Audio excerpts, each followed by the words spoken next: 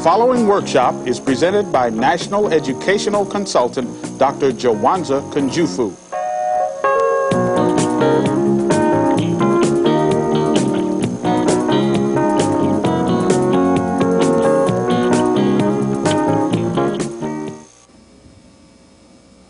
Are you going to accept Mrs. Jones's offer to be in honor classes?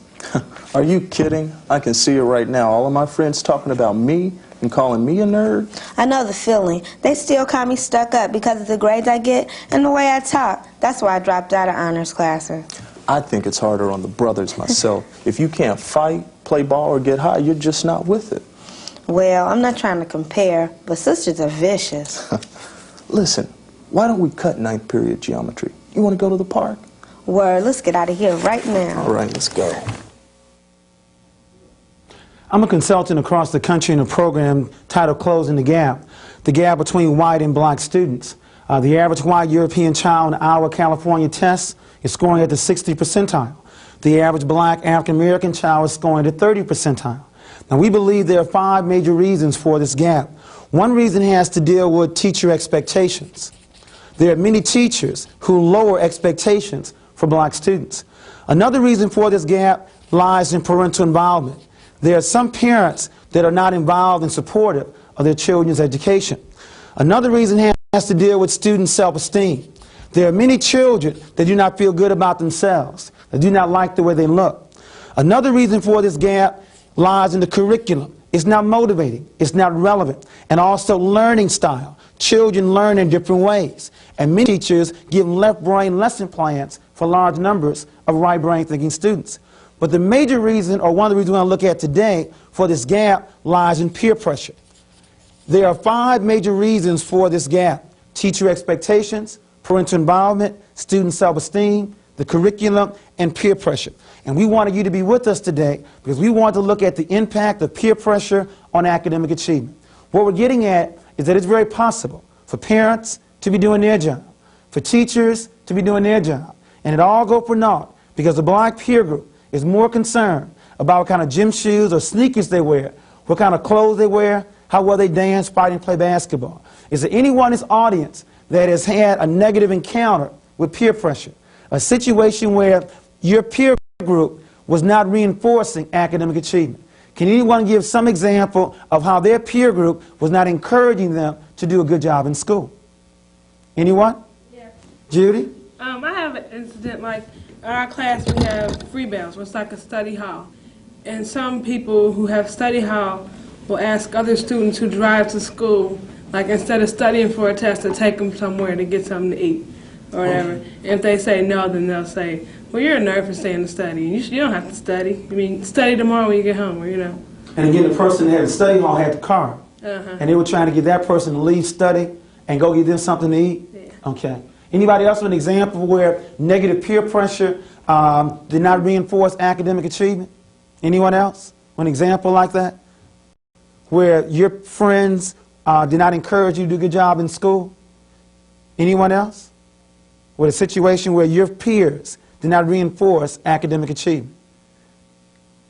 I have some peers that they do, but then they don't. So it's sort of like... Well, that's good. You have some that do and some that don't. Some that do and some that don't. But Describe they don't those really, that don't. They don't really, it's not that they tell you don't go to school or something like that, but I have people who say, well, why don't you come over my house? And then we'll do so-and-so and so-and-so. And I'm like, well, I have to go to class because I have already missed so many days out of class. And it's like, well, you can miss one more day. It's, no, I can't. So I go to school anyway. But, and then some, you should really come to class because you're missing out on so much. Okay, a little later on we're going to talk about which way do you side, with those that reinforce or those that don't.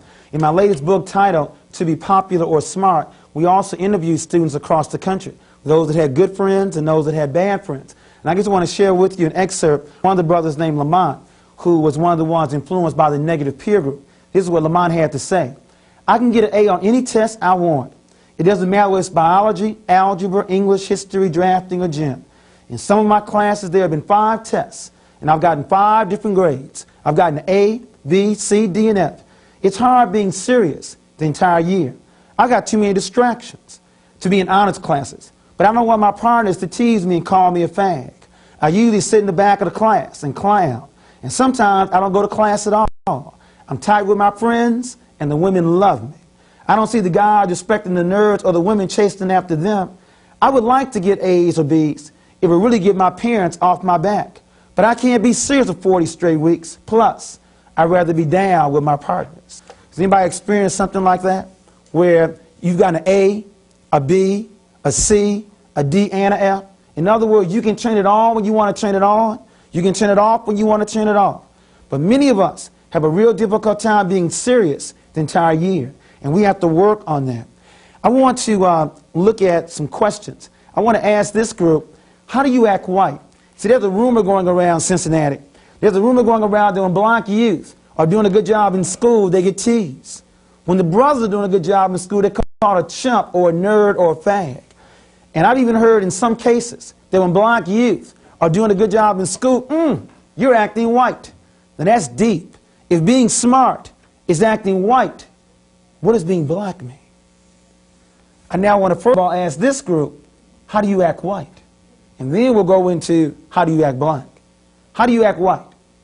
Well, from my experience, a lot of people that I've talked to say that, you know, I may act white or whatever because of the way that I speak, because I don't use a lot of slang a lot of times unless I'm just joking around. And when I want to get something done or be assertive or serious, I speak, you know, proper English. Or it might be the way that you act or the way that you carry yourself. So when you speak proper English, they say you're acting white? Yes.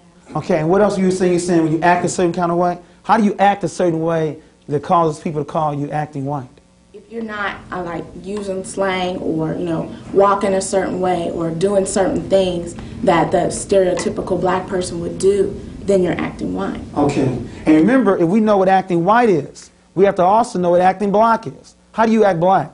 If acting white is speaking proper English and walking a certain kind of way, how do you act black? Does anyone know how to act black? Okay, anything else? Have you heard that comment that to be smart is to act white? Okay, so when you act black, what does that mean? I mean, if acting smart is acting white, then how does that relate to grades for acting black? Is that right? I guess, yeah. That's what it's saying. If you're smart, you must be white. If you're black, then you must be dumb. Because white people say we don't know anything anyway. Okay. And what is a nerd? Does anybody know what a nerd is? I understand that we don't want to be called a nerd. I mean, that's the worst thing to ever be called. What is a nerd? Who's always in their books, who's always worried about getting their grades and getting A's and has a less social life. Now, would acting like a nerd make you popular with your students, with your friends? Your other nerdy friends, but oh, not, you're the nerdy friends, right? Okay. Not the in crowd, not the people who are popular and are worried about how their hair looks or what's happening at the football game. You could the in crowd is into what? The hair, how your hair looks? Social life, and the nerdy people are more into their books and trying to achieve something for themselves. And in most schools, are there more nerds or more people in the in crowd? More people in the in crowd. In the in crowd. Okay, and we need to work on that. I want to now ask, which group, or in terms of Asians, why do Asian Americans do a very good job in school? Why do Asian Americans do a very good job in school? They constantly study as well. Okay, so they study more. To reinforce your point, Kevin, on the SAT, the average Asian on the SAT is scoring 920. And the average white European student is scoring 908. And the average black African-American student is only scoring 700. Now, you gave one reason for this gap, and that is the average Asian studies 12 hours a week. The average white student studies 8 hours a week. And we only study 5 hours a week and watch more TV than anybody else in America. Any other reasons why Asians do a very good job in school? Well, their parents kind of emphasize schoolwork a lot. Okay, so their parents reinforce academic achievement, and you think that sometimes their parents may reinforce achievement more than African-American parents? Okay, don't worry. I know that's not the case with your parents. But let's go on to the second part of the question. Why do African Americans do such a good job in sports? In the NBA, 86% of the NBA basketball starters are black, except in Boston. But only 1% of the engineers and doctors in this country are black. Why is it that black students, black people, do a better job in sports and music than they do in other areas? Is it ability? What is it? They concentrate more on sports and, like, just saying, like, in school, since they were young, their peer pressure influenced them to, you know, go with the in crowd in sports and dance, so therefore they emphasize that more. So now when they get older, they still emphasize that. Okay, so you're saying the black in crowd is reinforcing the sports and music, and the Asian in crowd is reinforcing the study? Okay. Yes, Charlotte? You spoke on expectations. If someone expects that you are naturally inclined in this area, that's sort of where you get groomed. Okay. And if someone naturally expects that you are not academically sound, then you will be groomed away from that. So you're saying when adults see our students in the school, and they see an Asian student, they automatically assume this person may be well-versed academically, and when they see a black student, this person may be well-versed in sports and music? Okay, so we have to work on the issue of expectations. And that's a serious issue that we have to look at. We want to also look at some characteristics of lower achievers and higher achievers. And I just want to find out, do some of these things apply to you? We want to look at the underachievers, those students that were not doing well in school. And these are some of the things that they did. And I want to find out, do you do some of those things? The underachievers, remember, these students are very smart. They just don't want to do well. They're very smart. They just do not want to do well. Some of them cut class. I'll make it even easier. We won't say you. Do you know any of your friends who are pretty good in school in terms of ability, but sometimes cut class? Do you know anyone like that? Okay. We also notice that some of them don't even attend class at all. I mean, they miss school altogether. I mean, they left home. Their parents think they went to school, but they never showed up for division. Anyone you know that's acted like that? What about sitting in the back of the class? Do you know any of your friends that sit in the back of the class? I'm going to make this more at home. Do any of us sit in the back of the class? Okay, okay. We've also noticed that some of the underachievers don't ask questions. That it's not cool to ask questions. Do you know anyone that sits in the back of the class and doesn't ask questions? Do you ask questions? Or do you sit in the back of the class? Which one do you do? You do? In the front of the class or the back of the class? In the middle. Okay, you're in the middle. Okay. We've also noticed that some of the underachievers, they take easy courses. In schools where you only have to take maybe 1 class in math or 2 in science, once they get finished with that, they don't take any more. They do not take trig, they do not take calculus or college algebra. Do you know anyone who takes easy courses in high school? Do you all take easy courses in high school? You all taking all the courses? All the way, 4 years of math, 4 years of science? Okay, let's go on. This group also doesn't believe in studying. Okay, they're afraid their peer group is going to call them a nerd. Do you know anyone like that? That also wants to avoid studying? And then lastly, this group does not want to be called a nerd, a brainiac, an Oreo. What's an Oreo? What is an Oreo? Who's black on the outside but is white on the inside. Black on the outside but white on the inside. Now elaborate. I mean, how do you do that? You're black, you know, you're black, but on the inside you perceive yourself as being white.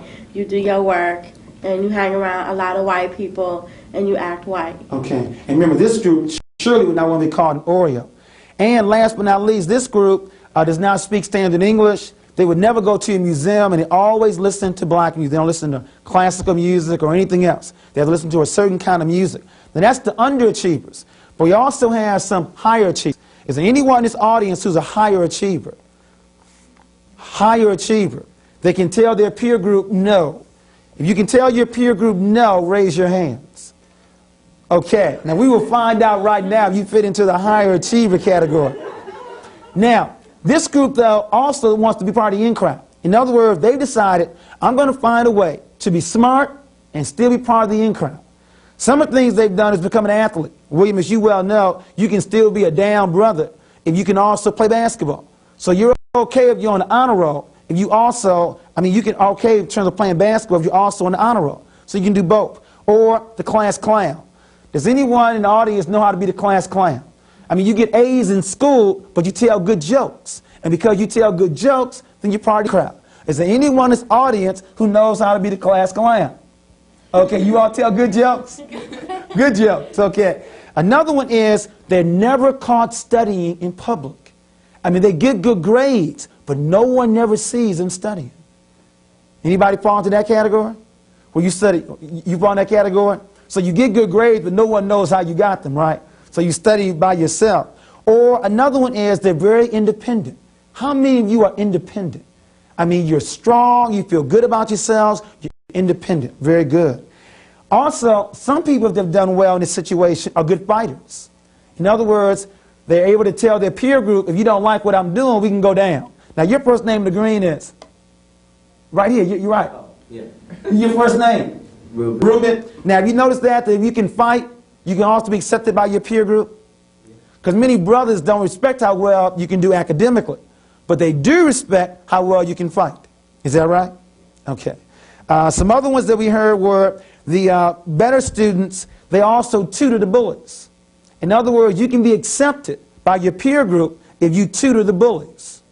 And then the last one that we saw was they act raceless. Like you just mentioned about acting like an Oreo.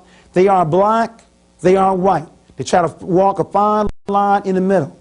And it's real hard to look black and then act white, quote unquote, so your black friends don't like you and your white friends don't like you. That's called being raceless. And that's real hard, where your black friends don't like you and your white friends don't like you. And you end up raceless. I know what you're going through. I'm also in this book as well. I was a 9th grader in high school, and I was in honors classes. And my friends teased me so much, I flunked the whole marking period intentionally, trying to get kicked out of school or out of honors classes. Had it not been for my father who then kicked my butt, I'd had some real serious problems. But the compromise was I got a chance to run track and be involved in martial arts. My friends like that, running track and being involved in martial arts. But it's real tough dealing with the peer group, and we have to work on that. But what I want to now do is to look at black excellence. You see, I was real concerned about if you thought that being white was being smart, then that means that being black is being what? Okay, and I won't even put dumb on the board. That's embarrassing. But I have a real concern with if being white is being smart, then what does being black mean? You see, before 1954, we didn't act this way. Being black meant being the best. And we need to redefine again what it means to be black. See, I'm from the old school. See, I was taught that Hippocrates was not the first doctor, that the first doctor's name was Imhotep. What I'm getting at is, whether we're talking about science, in every area that we've been allowed to participate in, we've always been the best. All we've ever needed was the opportunity. So in science, was Imhotep, or Granville Woods, or Lewis Latimer, or George Washington Carver, or Walter Massey, or Sister Jemison, our first black female astronaut, you name the area. All we've ever needed was the opportunity. We're talking about black excellence, because it used to be being black meant being the best. If it's in business, we have strong men and women there as well. Reginald Lewis, who now owns a large company that he just acquired, or John Johnson at Ebony Magazine, or Ed Gardner at Soft Sheen. All we've ever needed was the opportunity. In writing, can you all name me a very good writer? Rather than me just giving you all the names. Can you name me a black writer that you think is very, very good? Yes. Nikki Giovanni. Any others? Richard Wright. Richard Wright, Toni Morrison, Alice Walker, Gwendolyn Brooks, Alex Haley. In education, Carter G. Woodson, Benjamin Mays, and Mary Petrell, the current president of education. Strong black men and women. In television, who has the best show on television right now? Bill Cosby. And the best newscaster in terms of the talk shows, there's two. Actually, they're both in the morning. Who are they? Morning talk show hosts. Brian Gumble, and who's the other one? The female. And Oprah Winfrey. You name the area, we've been good at it. What about in the movies? Who has the greatest box office attraction in the movies? Eddie Murphy. And then you add on people beside Eddie Murphy, Cicely Tyson, and Jones, and Lou Gossett. You name the area, we've been good at it. Let's move to music. Name some top stars in music. Michael Jackson. Who else? Anita Baker. Luther Vandross. Stevie Wonder. Aretha Franklin. What about sports? Who's the best basketball player? Michael Jordan. who has rushed for more yards in football in the history of the sport? Rushed for more yards. Just retired from Chicago. Walter Payton. Okay. And who hit more home runs than anybody in baseball, including more than Babe Ruth? Initials H.A. Hank Aaron. Okay. So again, you name the area, we've been good at it. Nor are we lazy. Think about it. The rumor is we're lazy. If we're lazy, why'd they bring us to work America? If we were lazy, they could have kept using their servants. We are the world's greatest workers. We're not lazy. In addition to that, we raise their children. We're good at nurturing as well. Also, who received the Nobel Peace Prize? And he lives in South Africa, Zania, right now. Matter of fact, one is living, one died. The Nobel Peace Prize. One lived in America, one lived in South Africa. One is dead, one is alive. Nobel Peace Prize. The one in America was Martin Luther King. And who's the other one? He lives in South Africa right now. Bishop Tutu. Okay? So again, and also, who received more votes with less money? He didn't win, but he had the best run campaign, Jesse Jackson. What I'm getting at is, whatever the area is, science, business, writing, music, TV, movies, you name the area, all we've ever needed was the opportunity. All we've ever needed was the opportunity. What I want you to understand is, to be black means to be the best. When you go to your schools with white and Asian students, you represent the race. You represent Imhotep. You represent Marcus Garvey. You represent King Akhenaten. You represent Nikki Giovanni. You represent Bill Cosby. To be black means to be the best. And we have to work on this. We have to work on redefining what it means to be black. But, because many of us have this kind of definition, now we have to find ways to deprogram it. We deprogram our students right now. See, on a plantation, Abraham Lincoln figured out you have 300 slaves, you have one master. That's a lot of work to watch that many slaves. Why don't you let them go? But don't teach them who they are. Don't give them their story. Notice the word his story. That's all history is. Don't give them their story. Don't make them feel good about themselves. Then you won't have to watch it. They will even say in 1988, 89, 90, 91, they will even say to be white is to be smart. To be black is to be what? To be dumb. That's what will happen when you brainwash students. So we have to work on this. And so since this happened between 1619 and 1865, what we're going to do in about 5 minutes, we're going to find ways to deprogram our students. We want to deprogram about 200 years of brainwashing. But remember, the first step is you need to know who you are. You are an African-American people. Your history did not begin in 1619. It began 4 million years ago. And when you start talking about good hair and pretty eyes, your hair is good hair and your eyes are pretty eyes. You are beautiful just the way you are. But let's go on in this deprogramming process. There are only 4 ways to attribute your success and or your failure. When you do well in school or when you do poorly in school, there are only 4 ways to attribute it. You can attribute it to your ability. You can attribute it to effort. You can attribute it to luck. And you can attribute it to the nature of the task. It was either easy or hard. Now understand, students, what we're going through. Anything you do in life, your success or your failure, you will attribute it to either one of these areas. To your ability, to effort, to luck, or the nature of the task. For example, if you think you're good in math, if you got 100 on a math test, you would probably say, I'm good in math. And that's why I got 100. And if you got a 40 on the math test, you would probably say, I didn't study hard enough. You would never question your ability because you believe you're good in math. So if you got 100, you attribute it to your ability. If you got a 40, you probably say, I didn't work hard enough, which means the next time you take a test, you will study harder. But if you feel, I'm not good in math, I'm not good in science, if you got 100 on a test, you'll probably say, it was luck. Or you would say it was easy. And if you got a 40 on the math test, you would probably say, well, I never was good in math. What happens is when you do not feel good about yourself, you won't work harder the next time because you attribute the bad grade to your ability. I want you to ask yourself in all your subjects, Do you attribute your success to the ability, or do you attribute it to luck and how easy the test was? I want you to attribute your success to your ability. And if you do a bad job, if you did not do well on a particular test, attribute it to effort. My sister tried 4 times to pass the CPA exam, and she did not pass. But she never questioned her ability. She always believed she didn't try hard enough. It's a real good feeling when you never give up on yourself, when you always believe in yourself. You see, many of us are afraid to try. We give up because we doubt our ability. It's called a psychology of performance.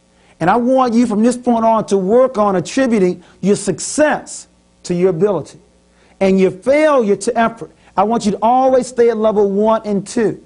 When you're not doing a good job, you always drop down to 3 and 4.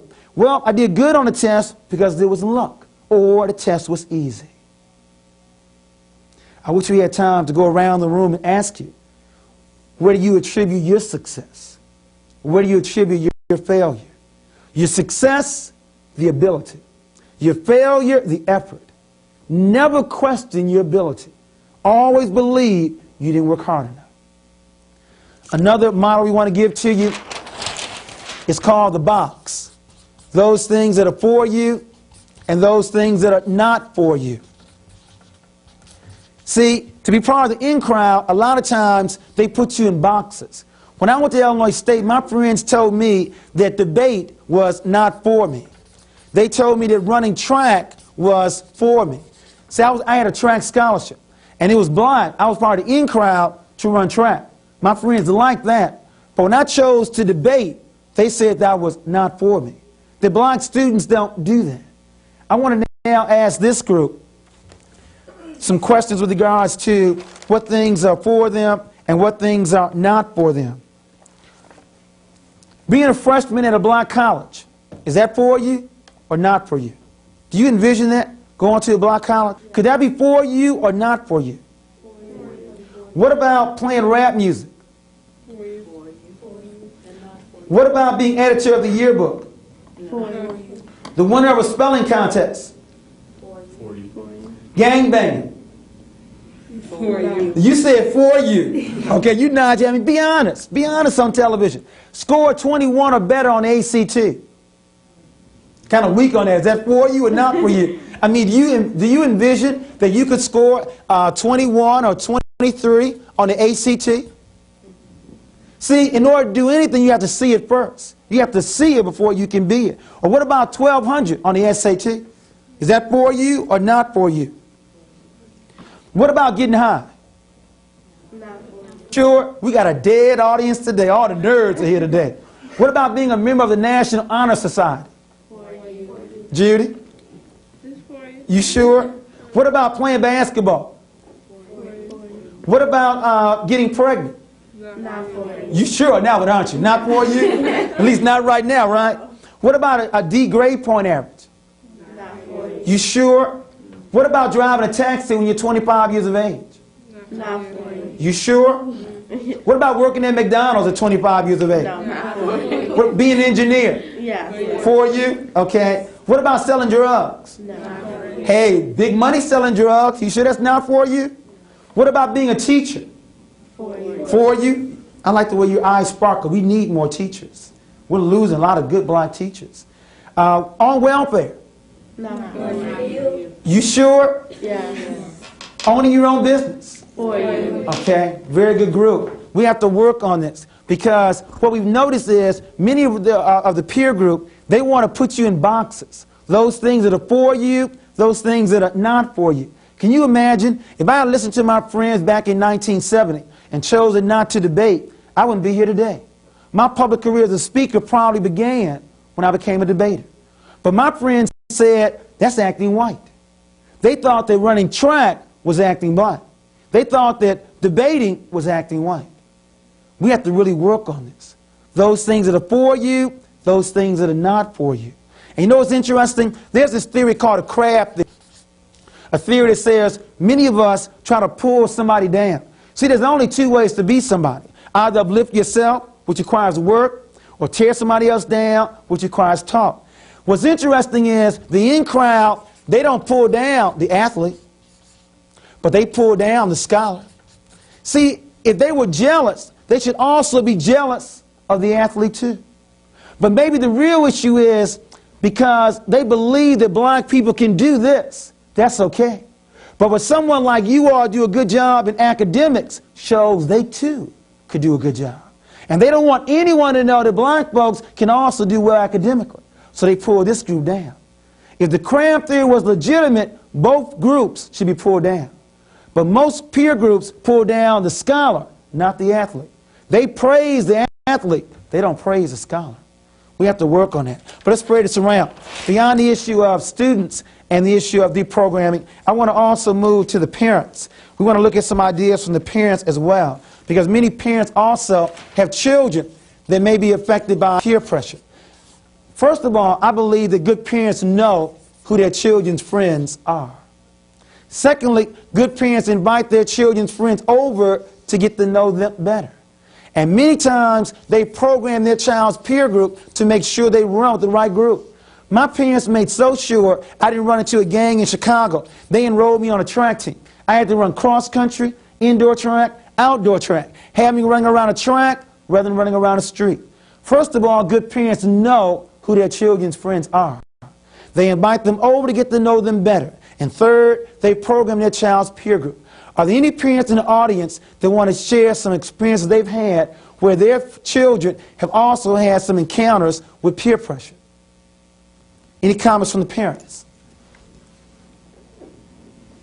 I've had some experiences where the children have had negative peer pressure, but it's been sort of difficult. Sometimes I always like to use Bill Cosby's TV show as examples of some things that parents can do, because if you step in too far and too hard, then your children will certainly go in the direction of that negative peer pressure. So you sort of have to just sit back, be aware of it, and watch it and see if it really is dangerous or not. Sometimes we perceive it as being dangerous when it really isn't. Okay. So you're recommending parents need to be sensitive and stay close. Stay close. Okay. And keep the lines of communication open. If possible. Okay. Yes, Charlotte? I think it also helps not only parents to know who the friends are, but to know the parents of those friends so that you're all communicating. So you're saying not only know who your children's friends are, but also know their parents. That's very good. I personally feel like when I send him to you, you have the same values that I have. Okay. And so we know we are reinforcing one another when your child comes to me or my child comes to you. Now, young people, how would you feel if your mother, you said you wanted to go over to someone's house, and your mother said, well, let me call, his or her parents and talk to them. How do you feel about that? Oh, Mama, why you got to do all this? How do you all feel about that when the parents want your friends' phone numbers to talk to their parents to see if everything's on the up and up? How do you feel about that? Yes. I think it's unnecessary because I think that your parents should trust you and trust that you will not go out and find bad kids. I guess you call them bad kids, because I personally hate it for my mother to do that.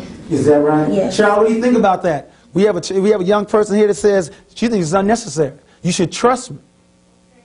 Well, I sort of have a situation where I knew all the boys, the proud boys, and they were all good guys as far as I was concerned. But yeah, they sort of got steered off into the wrong direction. I don't know who in the group, might have thought, well, hey, let's try this. Some of the other guys are doing it. But basically, good kids can get themselves into an awful lot of trouble, and then we look back and look at the damage, Especially when niggas hanging out. What do you feel about this? If you say you're going over Teresa's house, do you feel it's okay for you to at least leave the phone number for Teresa? And is it okay for your parents, if they want to verify that you really are over Teresa's house? Well, is that okay? Yes, I guess. I guess. Yeah, it's okay, but I think it's, well, I'm a kid, but I think it's bad for parents to, question you about, well, are you really going over Teresa's house? Well, here, give me your telephone number just so I can find out that you're really going over. Why would I lie? Yeah, true. So you feel because of your integrity that you should be trusted. Okay. And of course, that's okay as long as every time you say you're going to do something, you did it. Now, you do agree when you do not tell the truth, then trust becomes limited, right? Okay. For example, if at some point I really did call Teresa and you weren't there, you would not expect me to trust you the next time, right? You'd have to earn the trust over again. You okay with that? The trust has to be earned? Okay. Okay. Yes. I think sometimes, I think the older you get, your parents should let you go. Because some people are just like too tied to their kids. And I think at a certain point in your life, you have to let go. It's just like when you go away to college. You're going to be calling down there every day what you're doing, who your friends are, who's in your room with you. What do you think that age should be then? I think it should be about 16, 17, something around there, because 18, you're considered an adult, so you can do what you want to do. But you don't think it should be 18? Well, no. I think you should you shouldn't start calling your friends parent. I mean, you're 17 years old. You're practically grown. Right. I don't think you should be calling your friends, I mean your kids, parents, and asking them, well, what's so-and-so over there and so-and-so over there. And just like I had a friend who was going somewhere he wasn't supposed to be going. He ended up in a car accident. You know, that's his fault. He should have went where he was supposed to be going. He should have got back. But see, I think it depends on how strong your family, how strong your family is. If they tell you, if they've been teaching you since you've been young to do, and if I say you can't do it and you do it anyway and you mess up, then that's your fault. And then Timothy? One situation that happens a lot of times with children, not that, I mean to comment on her, not that you don't trust the child, it's just that you want to be sure that since this child lives at home with his parent, that it's okay with his parent to have this child come over. So therefore, when we call to check, we're not calling to check to say, is so-and-so at the house? We're calling to say, so-and-so have your permission to have custody. Then a lot of times you will find that you trust the children. And the children, if they're going to do something that you are not in accord with them doing, they will have so-and-so being their friend answer that phone. And therefore, you will be talking to so-and-so's big sister or somebody and thinking you're talking to the person giving you permission. The child can still get around doing what they're supposed to be doing if they're trying to get around it. I think the key, though, is that knowing who the friends are and the communication with the parents is something that should happen when the children are very young, so it becomes a ritual and everybody understands that this is what's going to happen.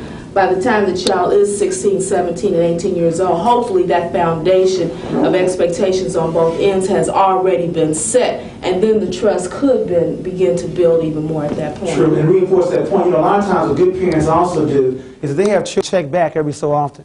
There's nothing worse than a child going out at Saturday at 1 o'clock in the summertime, and you don't see them until 9 or 10 o'clock. I mean, all kind of things can happen. So good parents say, why don't you check back around 3 o'clock? And then check back at 5 o'clock, and then at 7 o'clock, and then at 9 o'clock. We're not saying you still can't get involved in negativity, but you only had 2 hours to do it before you had to check back and, check in again. So that's important, because many of our youth simply hang out too much.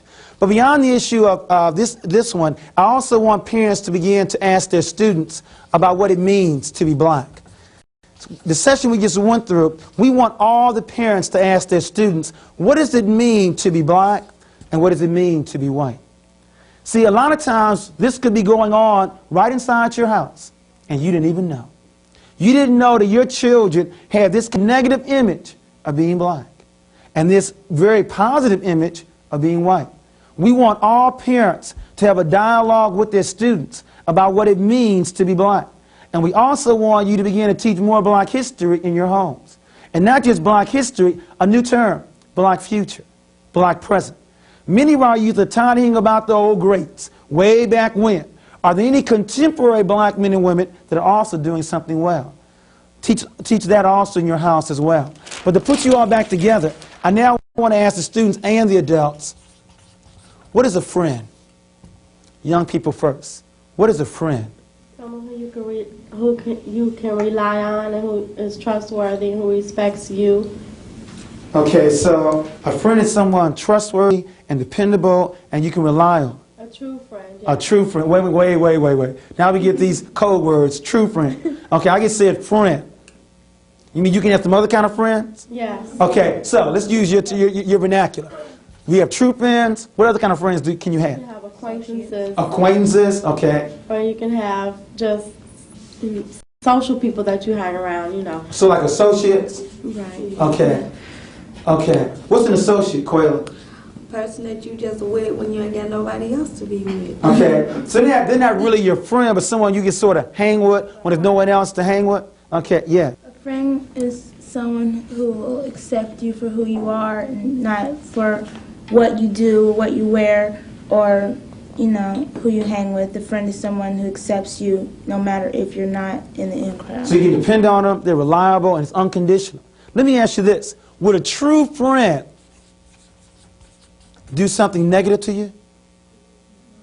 No. Would a true friend encourage you? Not intentionally. Not intentionally. Would a true friend encourage you to do something negative? No. Would a true friend gossip about you? No. I want you to ask yourself, do you really have a friend? Okay. Because some of the people that have steered you some negative directions, they are not your friends. They are not friends. If you have someone who encouraged you to cut class, is that your friend? If you had someone that wanted you to steal something from a store, is that your friend? I believe some of you have had some people that you really did call your friends, who really did encourage you to cut class. Don't lie to me on television. You've had some friends that you call friends that encourage you to cut class. And I even believe some of you might encourage them to cut class. I won't say this one. Even I think some of us have also been involved in stealing from time to time too. We have some people that say they're friends that encourage us to do this.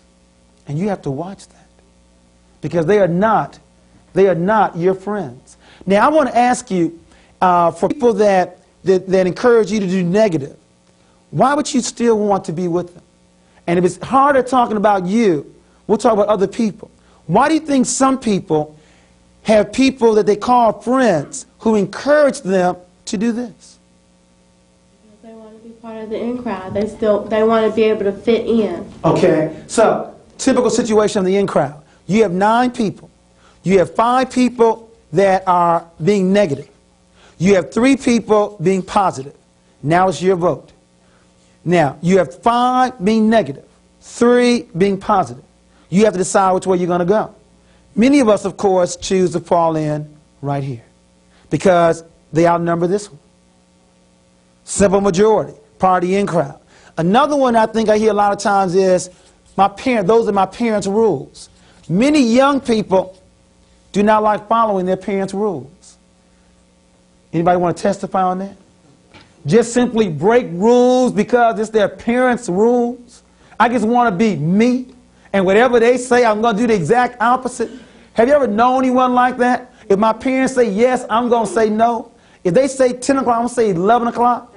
Is that you, Quayle? I'm glad you said I sure didn't want to mention your name, girl. Quayle, testify. What is it sometimes about, I just don't want to do what they say? What makes you feel good about that sometimes? I don't know, you just don't want to do it because you're sick of hearing it. You sick of hearing it? Yeah. Do you think do you think about whether it's right or wrong? Okay, it's just their rule, right? And you want what, your own? You just want to do what you want to do. You want to do your own, you want to have your own rules? Yeah. Okay. And you're going to do that. You're going to do that. Anybody else like that? Judy, testify, girl. I feel like when Carmen was saying, you get to a certain age and you feel, I'm a senior this year. Next year I feel like I'll be in college. And like she said, your parents not going to be there at all times. So it's like, she'll tell you to be here at a certain time, but you feel as though, well, next year nobody's going to be there to tell you, come in the house, study, do this, do that. So you feel as though you have to learn on your own, you know, because since no one's going to be there to tell you that, you're going to be like, my mom's not here to tell me, so I can go do it on my own. But if you do it now while you're in high school, you'll learn the hard way. I think it's better for you to learn the hard way than somebody telling you. Okay. And I think it's better to learn while you're in high school than when you get into college and it's too late. Now, Judy, you don't mind learning the hard way? See, your parents love you. See, you know what do parents always say to this, to that kind of comment? What do they say? I've been through it before. I know what's going now, on. do you believe they've been through it back in 1920? Go through what you went through. They've been through it, but you have responsibilities, and if they want you not to go through what they have gone through, or they want you to go through what they did go through, then they should be able to say, okay, you can learn from your own mistakes, and you should be able to do this because when you reach a certain age, you should have more responsibilities upon yourself. So you feel parents are wrong denying you the opportunity to learn the hard way? Right. I mean, like okay, said they tell you the first Heavy, time. this is heavy. Y'all don't mind being hurt, right? Not saying they're really wrong, but saying that you should have, there's only a certain extent to where your parents can say, you can't do this. And if you're going to be 18 next year, which is considered an adult age, and right now when you're 17, getting ready to turn 18 or a senior in high school, they're saying they can't stay out past 12, then, it's kind of, especially on prom or something special. Probably they'll do it on prom now. I do. Yes, they would. Judy, I mean, it's like them. I think, though, that the youth don't really understand that the parents know the magnitude of the consequences that you might have to suffer. And what parents are trying to do is to protect you from some types of consequences that might be irreversible, like a baby, or like flunking out of school, or drug abuse that might take 3 or 4 years to overcome, if you do overcome that. So it's really just more of a protection, because you don't understand all of the things that might be happening after 12 o'clock midnight, and pitfalls that you could fall into that might take the rest of your life to overcome. But how did they find out? They had to find out the hard way. Well, hold on, but to reinforce Timmy's point, there are 329,000 brothers in prison right now that in many cases were simply hanging out. They were in the wrong place at the wrong time. And many times the police, they don't care who they get. Somebody robs somebody, they just want to find one person that they can just catch very quickly and put them in jail. Timmy's point about teenage pregnancy. Last year, there were 1.2 million white, black, and brown girls that were pregnant. And you all keep saying, but it ain't going to happen to me. Right? It's not going to happen to you? Not this early? And the same thing with dropout. I mean, we have a national dropout rate of 23%. In most large cities, it's 50%. That's not going to happen to you either, right? You all got it all under control. Like Theo, I got it under control. Everything is always under control. Okay. Judy? I mean, we understand the consequences, but, it's like we've been living with them for 17 years, I feel as though if they enforce their rules, they enforce what's good and bad, and then, you come to a point where it's up to you to decide. I mean, they know it's wrong. You know it's wrong, but until you find out for yourself. Not saying that you're going to go out and get pregnant. It's just like certain things that your parents should, have enough trust in you that you wouldn't do that. Okay. Because if not, if you're not going to do it with their permission, then, that gives you even more reason to want to go and do it. Because so you don't have I think all you all are saying that as you all get older, from 13 to 17, you want to renegotiate the room, and you want more and more rope, right? Okay, you want a regular negotiation, because all you all are saying, when I go to college, I'm totally free. And so you want a gradual movement to that point. But when you go to college, you're free to a certain extent, but you're always going to call home and say, Mom, I need this, Mom, I need that, can you please help me? But we're just saying that we need, more responsibilities laid on us so that we can understand what they went through or what they did not go through, and maybe that we can get a better perspective on ourselves. Okay, and I agree. Right quick before time runs out, when I went to Illinois State, there were 1,000 black students that went there with me. 4 years later, only 254 graduated. At college, in a dormitory, by themselves, no parents. How come only this few graduated and the rest of them didn't? It wasn't ability. The other group, the other 746, stayed in the cafeteria, stayed in the dormitories room, kept shooting the breeze, playing. They lacked discipline. And so some of us say we want responsibility, but really can't handle it. We have to work on that. But let's go on before time runs out. I want to look at the competition of peer esteem, and that's self-esteem. The only way to win against peer esteem is to have self-esteem. In other words, I believe you make silly mistakes when you have nothing to lose. Why not get high? Why not get pregnant? Why not drop out of school? You have nothing to lose. What is it that you value so much you would not want to lose it? Is it a belief in God? Is it unconditional love from your parents? Is it high expectations from teachers? Is it feeling good about your race? Is it knowing where your talents are? Is it knowing you're going to college, that you have a career down the road? I have studied to say that little girls do not get pregnant when they know they're going to college. See, the real issue is you have to be able to tell your friends no. But you can't tell your friends no if you are not strong. And I believe one way to be strong is to improve your self-esteem and also to have goals. You see, when you have goals in your life, when you know you want to be an engineer, you don't cut class. When you know you want to be a doctor, you don't get pregnant at 16 or 17 years of age. I want you to begin to ask yourself 2 questions. 1, why are you here? I don't mean today. Why are you here in life? First one. And the second one, what is it that you want so much? You live for it, you'll die for it, you dream about it, you think about it, all your waking moments are on it. If you can't answer those 2 questions quickly throughout your entire life, you're liable to succumb to peer pressure. Why are you here, and what do you want more than anything else? See, when you really want to be a doctor, you can tell your friends no. Maybe the real issue is our self-esteem is not as strong as we think it is. And secondly, we aren't clear on what our goals are.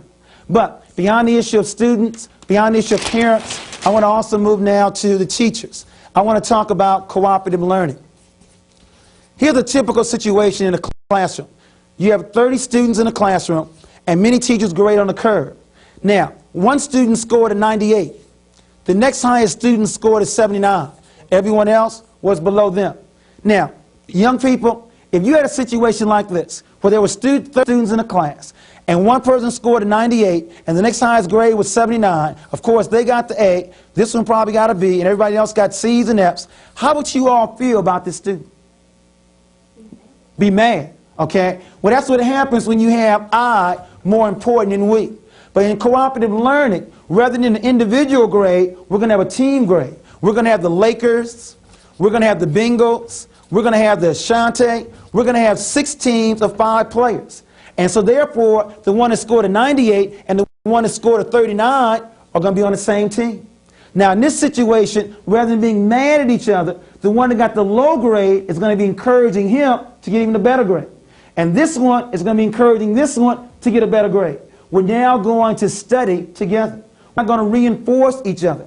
In cooperative learning, if you had a group of 5 students, you would give them 5 different assignments.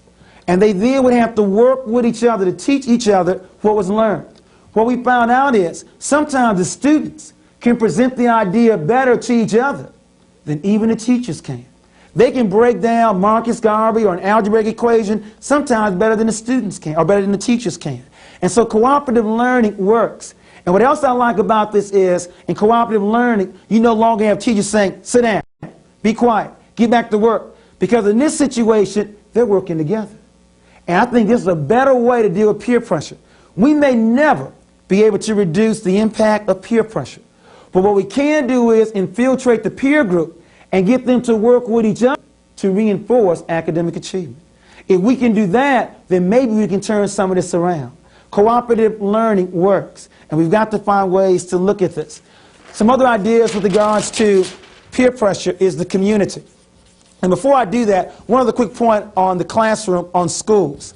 In your schools, is more glory given to the athlete or to the scholar? More trophies, awards given to the athlete or the scholar? More pep rallies to the scholar or the athlete? We have to work on that. We want more schools giving pep rallies and trophies and medals to the scholars. I can understand the NBA giving more glory to the athlete, but not schools. I also want schools to quit dealing with tracking, where you have the advanced placement, the honor classes, the regular classes. We want all students working together, because when they work together, they can reinforce each other. See, in a class where one child got 100 and another child got 40, there should be no happiness here.